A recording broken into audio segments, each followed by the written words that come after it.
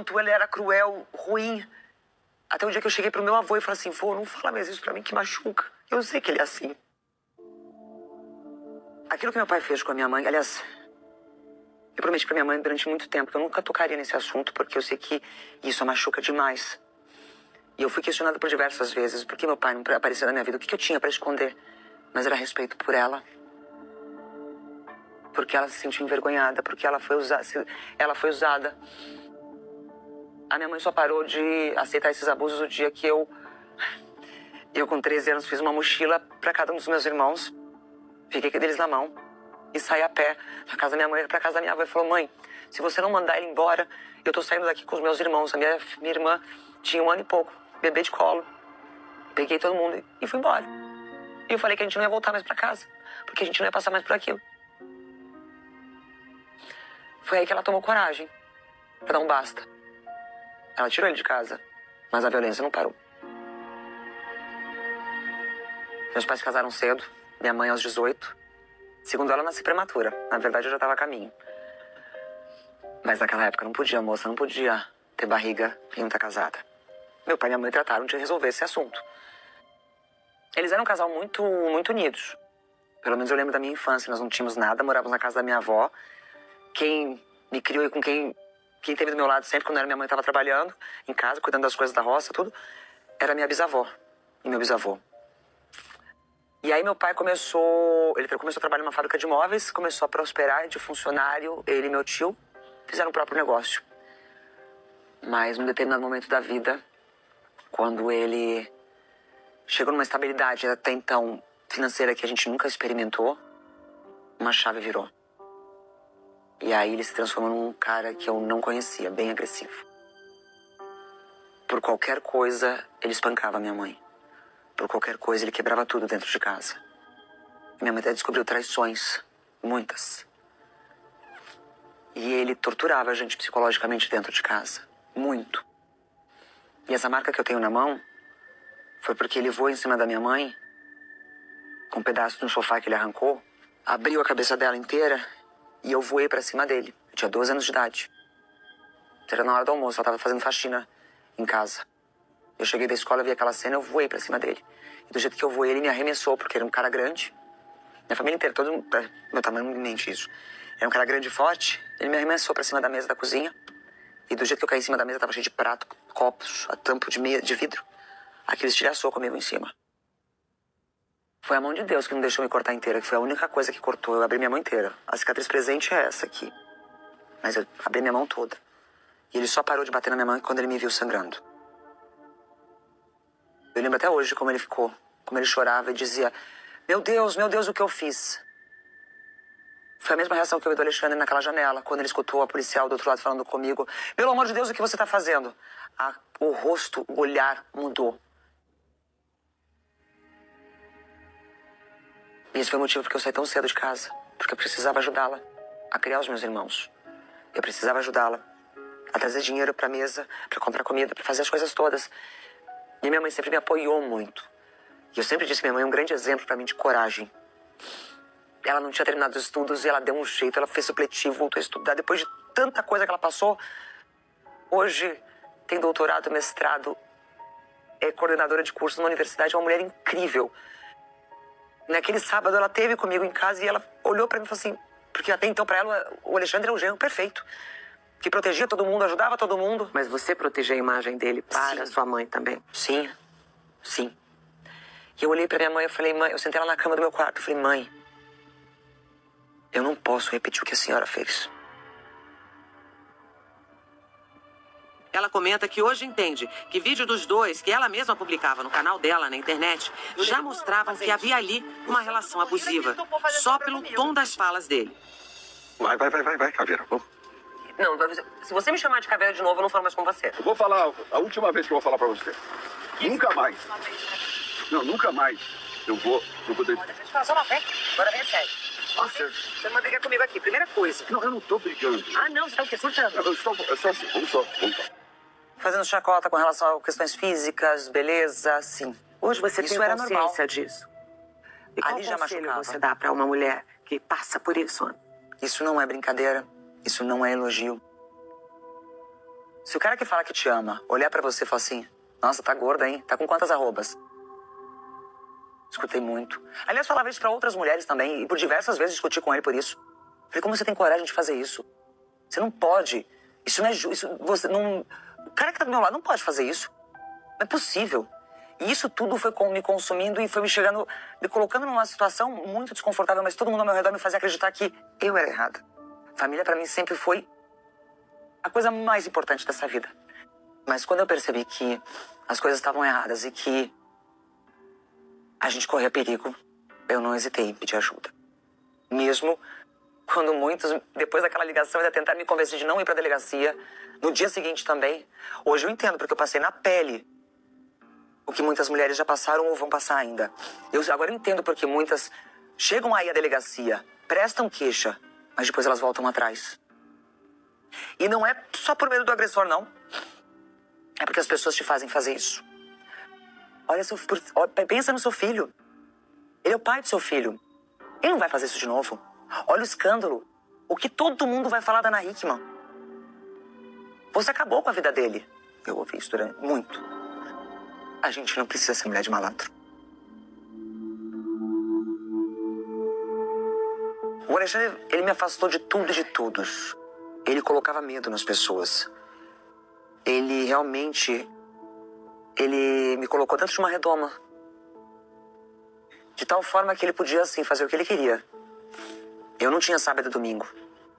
Eu não via ele se compadecer quando eu estava doente. Eu trabalhei muitas vezes. Horas, 12 horas no dia com 40 graus de febre. Eu nunca reclamei disso porque eu sabia que eu estava fazendo a minha parte.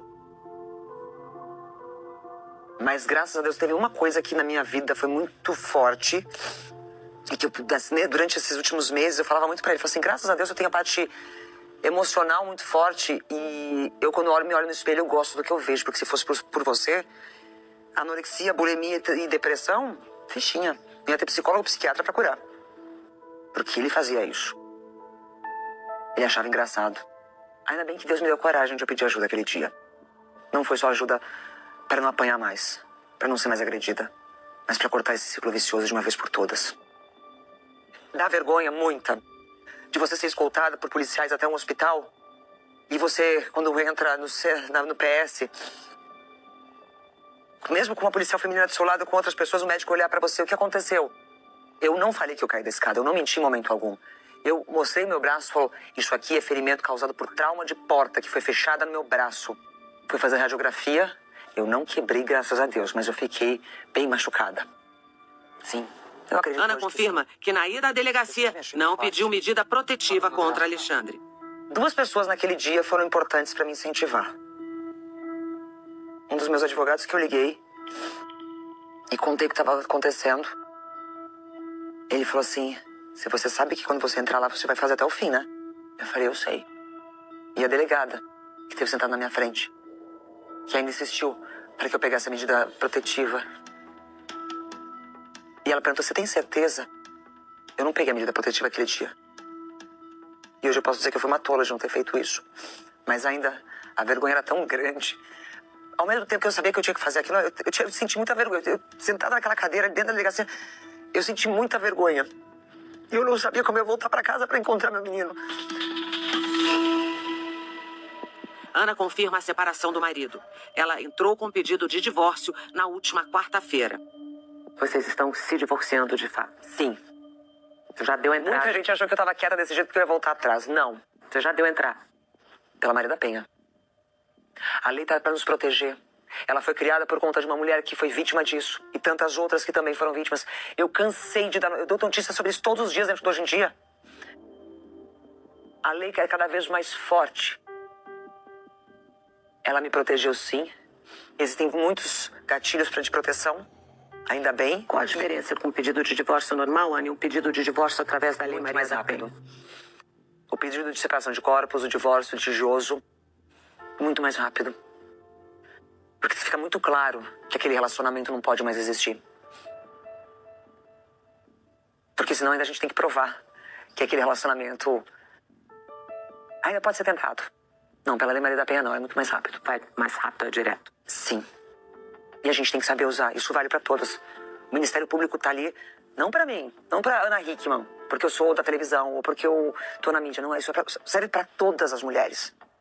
Pra mim, pra você, pra qualquer pessoa que estiver aqui, pra todas que passaram por isso, pela agressão física, verbal, financeira, patrimonial, psicológica. É pra todas. A gente só tem que saber usar e ter a coragem. A gente tem que ter coragem. Eu sei que eu não posso mais voltar atrás. Não sou mulher de malandro. Sou eu que tô aqui machucada. E fui machucada durante muito tempo. A maior preocupação de Ana é o filho Alexandre, de 10 anos. Como tá seu filho, Ana? Chora muito. Muito. Eu não vou falar nada pro meu filho porque eu quero que ele, quando crescer, tire suas próprias conclusões e não tenha as mesmas feridas que eu tenho, que eu carrego. Ele não sabe que eu tô aqui gravando essa entrevista com você, mas é engraçado que ele chegou e ele veio do quarto dele, ele trouxe 2 carrinhos pra minha mão, os favoritos dele, falou assim, ó, toma, mamãe, é pra te dar sorte hoje. Ele sabe que vocês estão se separando, mas ele não sabe o motivo exatamente. Ele sabe que o pai e a mãe não podem mais ficar juntos. Ele percebe que havia uma relação tóxica? Ou ele percebe? Percebe. Não era assim que eu tinha imaginado a minha família.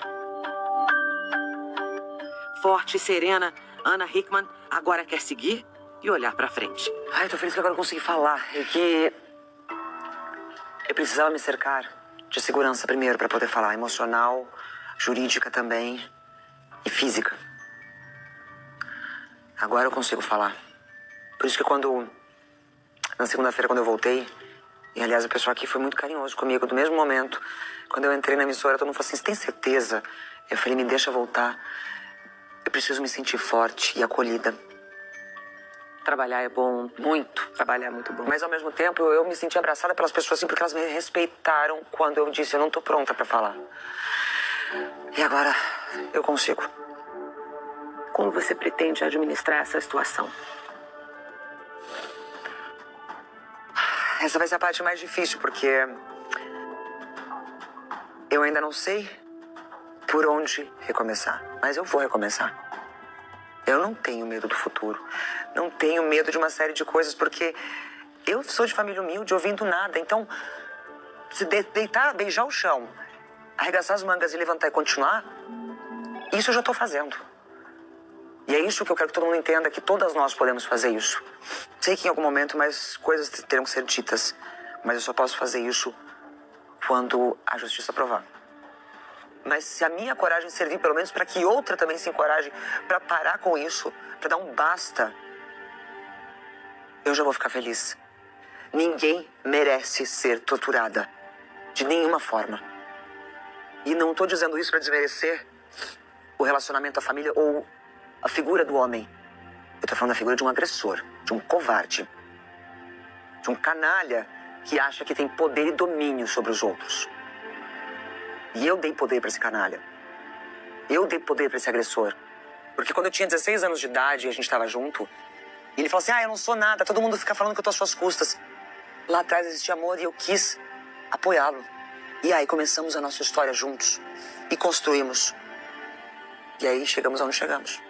E eu quero que as pessoas saibam que a mesma Ana verdadeira que eles sempre encontraram, que lutou pela família e acabou protegendo um relacionamento que não era de verdade. Quero que elas saibam que eu vou continuar cada vez mais verdadeira. E por ironia do destino, uma causa que eu sempre apoiei, que a causa da mulher não é de hoje. Eu tive que sentir na pele e saber que eu também fui vítima, para me dar mais vontade ainda de querer apoiar as outras e continuar lutando por isso. Eu queria muito que esse pesadelo acabasse logo, mas eu sei que não vai. Muito obrigada. Eu ainda vou contar um outro final dessa história. Obrigada mesmo. Obrigada.